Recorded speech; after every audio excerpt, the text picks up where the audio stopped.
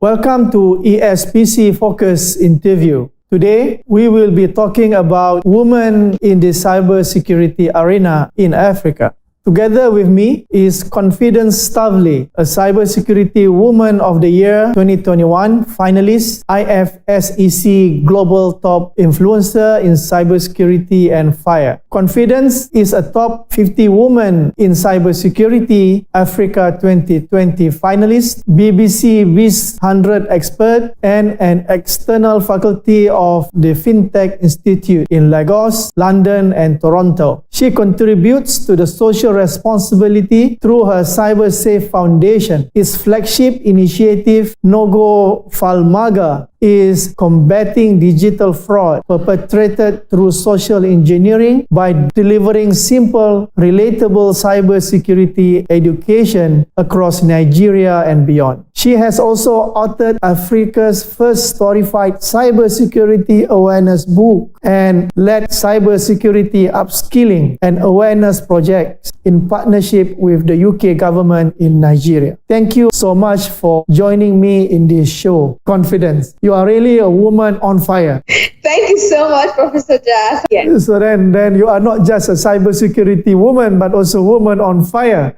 So it's very interesting title for you. Thank you very much. My first question to you, you describe yourself as a cybersecurity evangelist and you drive many activities including awareness of cybersecurity issues and more, which we will go into it later. Can you share with us your experience, your impression and experience doing this job or this task or this interest of yours? Thank you so much. That's a beautiful question. And I'm saying that because, of course, the angle you're taking it from, which is the fact that I describe myself as an evangelist. One of the key terms I also describe myself as is the relatable cybersecurity queen. And that's because the work that I do around spreading knowledge around cyber safety issues require that I do not speak about these issues with jargon, so that I speak about, and educate people with very plain English.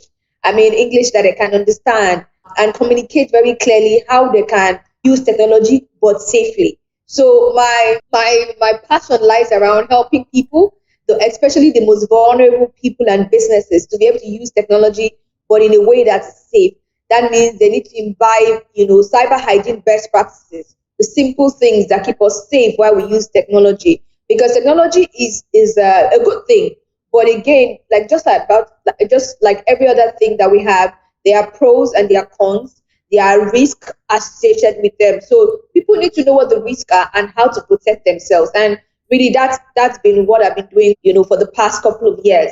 And my experience has shown me the most vulnerable people exactly. And like I said earlier, those are my focus. While I am spreading and doing the work I'm doing with just about everybody that uses technology, my focus and a lot of the programs I do are targeted towards the most vulnerable. And I find that senior citizens are very vulnerable to cybercrime. And this is squarely because senior citizens are not digital natives and do not understand, how to use technology safely. They're just beginning to understand how to use technology. So the added complexity of, say, knowing how to choose the right password, turning on two-factor authentication, knowing which links are malicious or are harmful and what to do about them. Those are all things that they are not knowledgeable about. And so because of that, cyber criminals are capitalizing on their lack of knowledge to attack them the most. Also, senior citizens have quite a lot of money, sometimes in savings, sometimes they've just got it from their retirement. And because of that, that lack of knowledge and the fact that they have, monies, other things that cyber criminals can benefit from, they are targeted often. I also have that experience with small and medium-scale businesses. For many reasons, small and medium-scale businesses are also very vulnerable.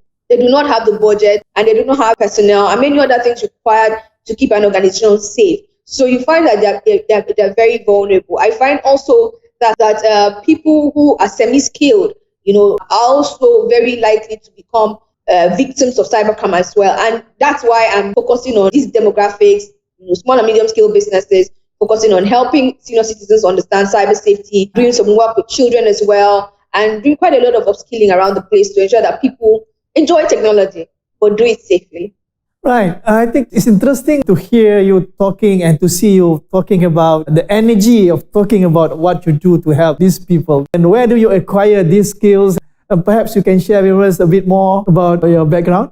Yeah, continuously learning. I just want to start off with that. I'm continuously reading a book, taking a course, reading articles. Every day is an opportunity to learn. However, my background is in IT. I studied IT and business information systems from the University of Middlesex. I came out with a first class there. I did my master's at the University of Bradford. I studied IT management. And it's actually during my time studying my master's that I came in contact with cybersecurity as an area for me to concentrate and gain expertise in. So that's sort of like my background. So I've always been in IT. I've always loved technology. But I just want to put a caveat that if you're looking to come into technology, for example, cybersecurity, you don't need to have had degrees in cybersecurity or any, computer science or any, technical degree like that to gain an entrance into cybersecurity. That's something you can still do without a core degree in technology. So just to put that caveat there, so people are not said, if you find cybersecurity interesting, by all means, there are different paths, and then you can come in with whatever skills you already currently have. So, but that's been my background. However, I've also had my own life experiences that have made me be interested in doing the work I do currently. One of them was, my mom coming so close. She was literally defrauded. And then we had quite a lot of activities around that to help her recover. For me, that was one of the points where I said, you know what, I have to make sure that people know the right things to do and how to use technology to stay protected. That was one turning point for me. And then another turning point for me was when I realized the gap between what the government is doing around information security and what the private sector is doing around information security. I find that there is a gap between those two, and bridging that gap will most likely be the role of an NGO like the one I run, which is Cybersecurity Foundation. And so that is why I stepped up to responsibility, to take on and to fill that gap and to create that bridge between the work that is done on both sides to ensure that the public is leveraging technology safely and doing so in a way that does not cause harm to people, does not cause losses to people, and so on. Impressive confidence. I think before I go into the CyberSafe Foundation, I want to ask one more question about, I noticed that from your background, you are also, I can consider it as a young CISO, Chief Information Security Officer. How do you obtain those? How do you compete? And tell me, how do you move up the ladder of, I would say, corporate ladder, which are dominated by male? So please share with us some of your thoughts. Okay, so the Young CISO one is an award that just is rewarding, sort of recognizing people or young people that have gone out of their way, to drive information security, agendas, around Nigeria. So that's an award. However, I would say that personally, I don't look at my gender when I'm doing anything. I choose not to ever think I'm disadvantaged in any way.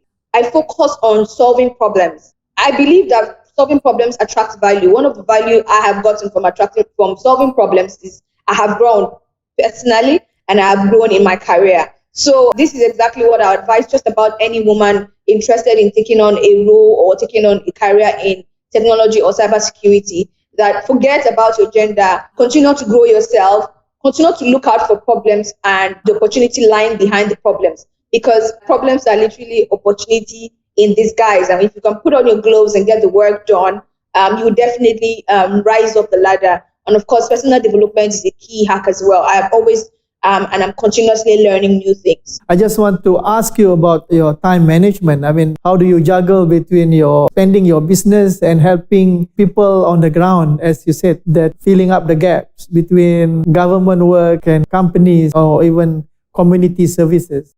For me, my calendar is like the biggest tool. I tell people, if you've had a conversation, it's not my calendar, it doesn't exist.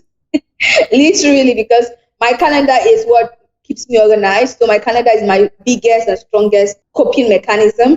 The next thing is generally passion. I am very passionate about the work I do. And so I do everything within my power to get better at the work I do, which means I can do a lot of things in a shorter time than the average person, because I'm constantly evolving and helping myself grow in that regard. I also have a team. I'm not a one-man army. I know the power of working with people. I know the power of attracting and getting people who also share the same passion to buy into my vision and work around with me. both as full-time employees in some cases to volunteers, and I have quite an army of volunteers that are helping me execute on the projects that we're working on. So literally, I think the power of persuasion comes in as a very, very strong coping mechanism and ensuring that my work is done and done very well. Of course, work-life balance is the key thing for me as well. There's some times when I'm not able to balance those, but I call them seasons. So some seasons, may not allow for me to be able to juggle things well, while some seasons allow for me to to breathe in and breathe out freely, rest and all of that. And in that time, I have a family, so of course I would spend time with my family and nourish that part of my life. So yes, I try to juggle by ensuring that I have an organized life. I have people helping me as well, very capable people. My next question now, let's move into your CyberSafe Foundation. Can you elaborate a little bit more to us? What is CyberSafe Foundation? Why do you name it CyberSafe Foundation? And then what does it do? And then how does it relate to your business model? So CyberSafe Foundation is one of Africa's foremost non-governmental organizations that is concerned with digital development. Well, we are on a mission to drive uptake of technology in an inclusive and very safe way. Keywords being inclusive and very safe. Technology by itself is, proliferating Africa, proliferating Nigeria, but are people, taking up technology safely? Do women and men have equal access to technology?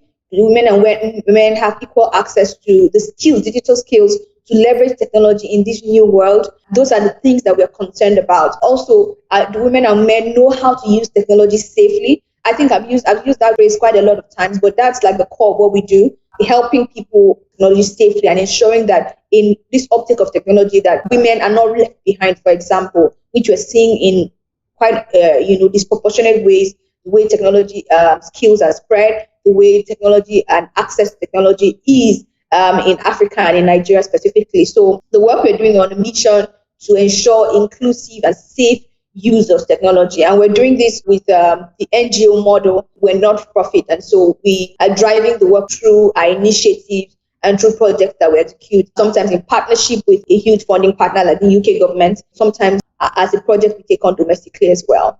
So yeah, that's what CyberSafe Foundation is about. We have majorly 4 main initiatives. The first initiative, which is what's the flagship initiative, is No Go for MAGA. So No Go for MAGA is a movement of young people that is driving awareness about cyber fraud as it concerns social engineering. Social engineering is literally deception where people are manipulated into giving off sensitive information. We find that that's a top way that people become victims of cybercrime. So what that arm of the work we do, or that arm is doing, is just spreading awareness. This is what to look out for. This is what not to do, and stuff like that, but in a very relatable way. Another key initiative we have is Shine Your Eye. Shine Your Eye is targeted towards senior citizens and driving awareness around cyber safety for people 50 and above. Because again, they are not digital natives. A lot of them are not digital natives, and they're just getting to know how to use technology, and they become, they're always in the crosshairs, literally, of cyber criminals. We also have Cyber Smart Child. We're using interesting ways to teach children around cyber safety. I mean, we're using stories, we're using games, things like that to teach children around cyber safety. And the last one, which was just recently launched, is Cyber Girls. With Cyber Girls, what we're doing is we are closing the digital gender gap, and then we are also helping girls gain advanced digital skills, specifically cybersecurity skills, that allow them to take up opportunities within Nigeria and outside of Nigeria. For me, I look at it this way, why can't cybersecurity be a poverty alleviation tool? And literally, that's what Cyber Girls is. We want to get girls out of poverty by giving them cybersecurity skills that are very in demand, and that sets them up to make a career out of this, and of course stand out and shine. And we're doing this currently in Nigeria, but we're looking to scale that across Africa as well. So in our next cohort, if you have other people listening to this from outside of Nigeria, we may be coming to your country as well. So yes, this is the mission. This is the work that we do at CyberSafe to drive inclusive and safe use of digital. Impressive confidence. You have covered the preschool, the younger one. You have also covered the girls, the teenagers, I suppose, the girls. And then you have also covered the adult. And you're also covering the senior citizens. I think you basically have covered all angles there. I think from cradle to heaven. That's a nice way to put it. We will take a break and return with more insights with Confidence Stavely.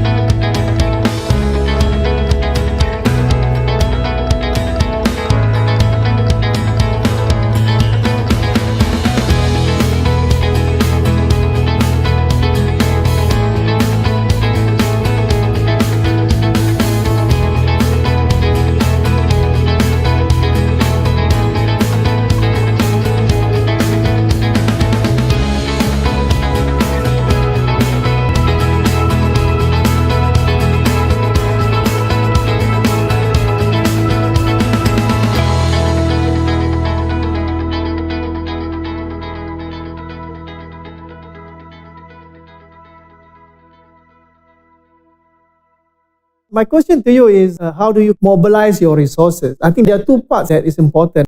One is the content itself. I mean, the content that need to be prepared before it can be delivered. Secondly is the delivery, then who is going to deliver it effectively so that it becomes effective. How do you strategize this work? I will start from the content. It depends on what we're trying to achieve, who we're trying to talk to, and in what setting we're delivering our work. So, for example, when we needed to create a No Go for MAGA song, I don't know if you've seen the video, it is an Afrobeat song, but it's a cyber awareness song. It's Africa's first Afrobeat cyber awareness song. It literally sounds like just about any Afrobeat song or Nigerian song that people would dance to at a party.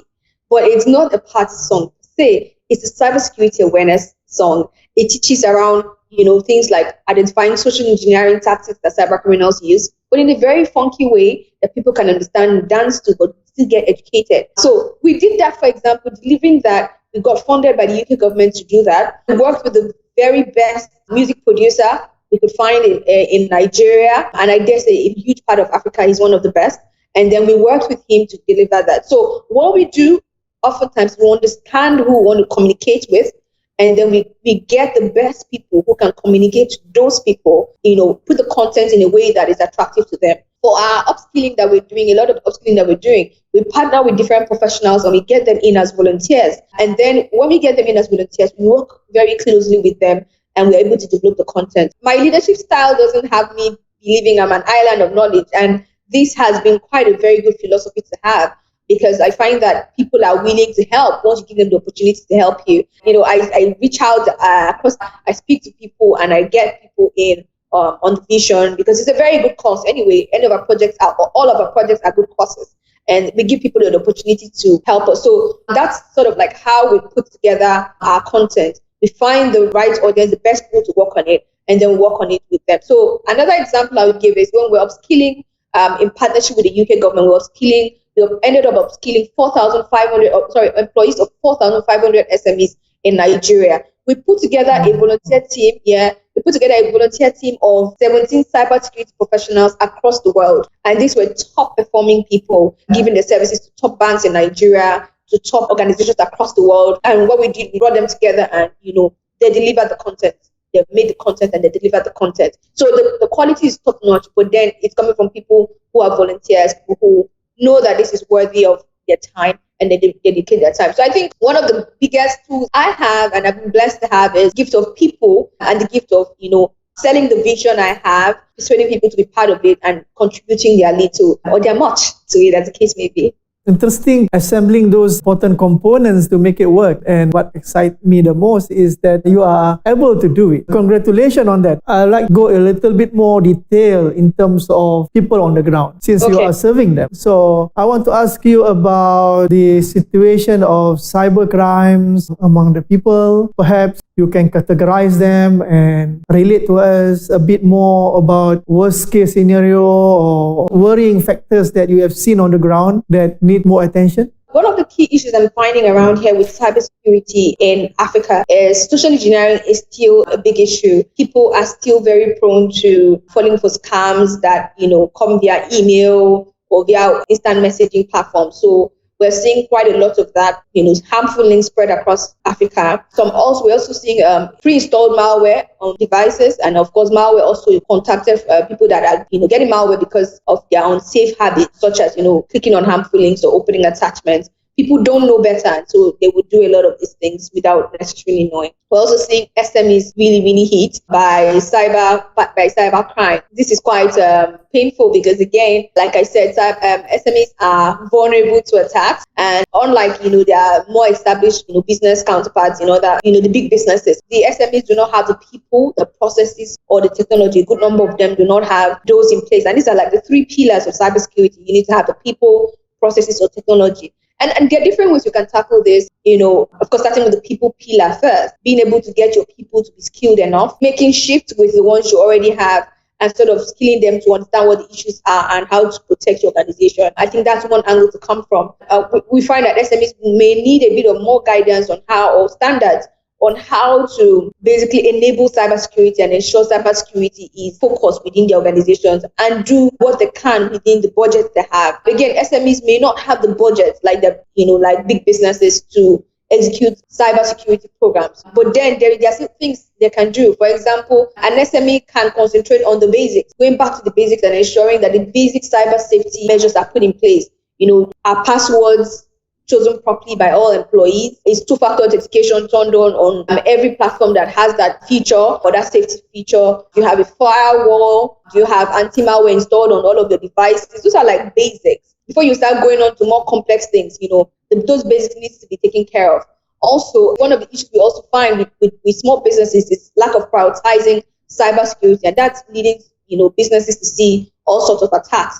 And so I'm using this opportunity to call on SMEs to take up, when you find opportunities for your people to upskill, enroll them, ensure that the interest in cybersecurity is from the top to the bottom, and not, having people that are at the top, turn a blind eye to cybersecurity until an incident takes place. It shouldn't be after an incident takes place that you take cybersecurity seriously, because some businesses may never recover from a cyber attack. That's the truth. And then also to understand that, especially when you collect data, that you being a custodian of that data is a huge responsibility. If a cyber attack happens, chances are that you'll be enabling other attacks to happen on your customers as well. So it's important that cybersecurity is prioritized by businesses, small, medium, big, whatever size you are. My last question to you, how do you manage the relation between your organization, your work, and also the law enforcement authorities in Nigeria when dealing with cybercrime, abusers? There are a lot of bullies, online abusers, especially during COVID pandemic. Now people are staying at home. There are a lot more abusers than ever before. What is your strategy working with the authorities? Not necessarily police, but law enforcement and authorities that can help you with your work? The strategy would just be befriending them. I mean, in the more formal way, that would be forming partnerships. And we're currently working on those as I speak right now with you, Prof. Jazz. We need to, more than ever before, collaborate. Collaboration is such a strong tool in fighting cybercrime. And it's not just strong because it's strong and it's nice to have. I mean, cyber criminals have shown us, for example, that yes, collaboration does work. Cyber criminals collaborate a lot. They share tools, they share intel, they share quite a lot of things amongst themselves. But we who are trying to win this war and trying to fight them down, are not exactly collaborating as much as we should. Collaboration doesn't have to do just within your industry, just within your sector. Collaboration has to be spread across board. Collaboration doesn't have to be just within your industry. For example, we need to do it across the aisle and have different players come into the fold and basically collaborate across board to ensure that the value that each party brings on board is strengthened and is consolidated in different ways. Yes, collaboration is a big part of the work we are currently doing. Helping law enforcement as well is on that table. Thank you very much, Confidence Stavely, for sharing with us a very precious, very important, and very smart collaboration strategy that you have been doing in Nigeria and that part of Africa. And I think on my behalf, I would like to congratulate you and wish you all the best. And I hope and I pray that you will expand your work throughout the African continent. That is a very huge continent there. I believe with your vision, with your energy, and then with the fire that you have inside you, I believe you have the means and you have the capability to do it. Thank you again for being with us. And then this is not going to be the last. There's going to be a lot more coming. Thank you. Confidence. Thank you.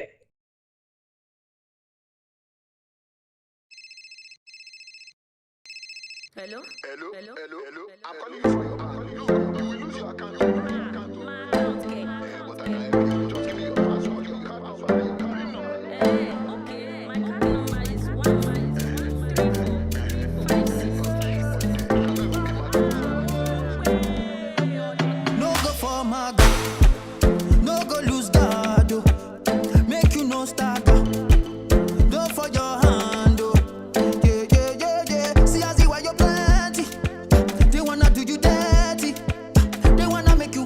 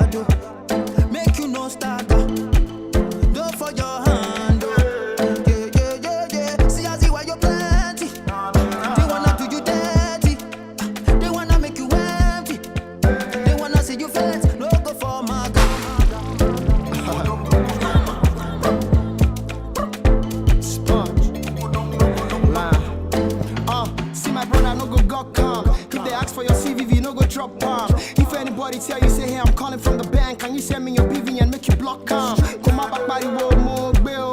If they want you pin, tell them no, well. NCDC, no, they share free money. Make you no go carry mulatro, well, or the go bill. Protect your password. Use the factor, make your account no go actor. And make you know they click links that you can't trust. Or you go receive a lot you can't account for. No go fall, my God. No go lose guard, oh. Make you no start, oh. Don't for your hand, oh. Yeah, yeah, yeah, yeah. See, I see why you're plenty. They wanna do you dirty. They wanna make you envy. They wanna see you flex. No go for my God.